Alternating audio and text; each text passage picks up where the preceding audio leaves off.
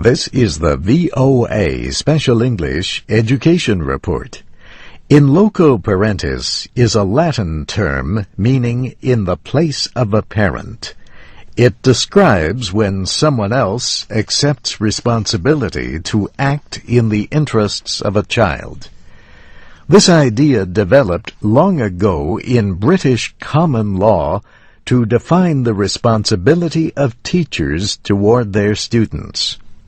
For years, American courts upheld in loco parentis in cases such as Gott versus Berea College in 1913. Gott owned a restaurant off campus. Berea threatened to expel students who ate at places not owned by the school.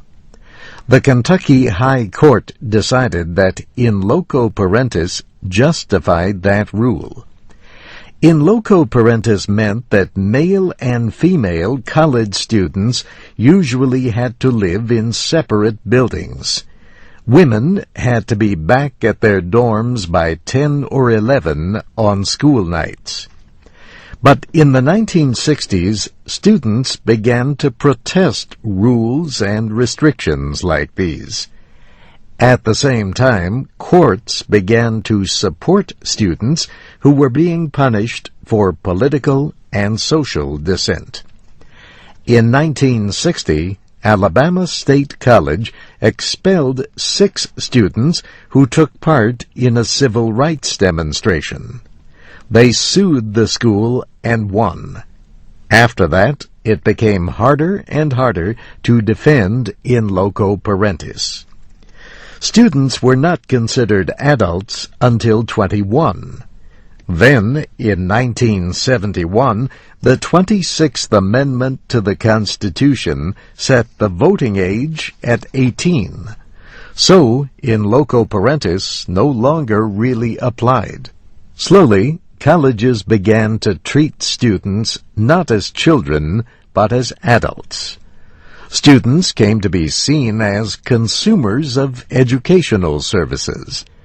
Gary Dickstein, an assistant vice president at Wright State University in Dayton, Ohio, says, "In loco parentis is not really gone, it just looks different."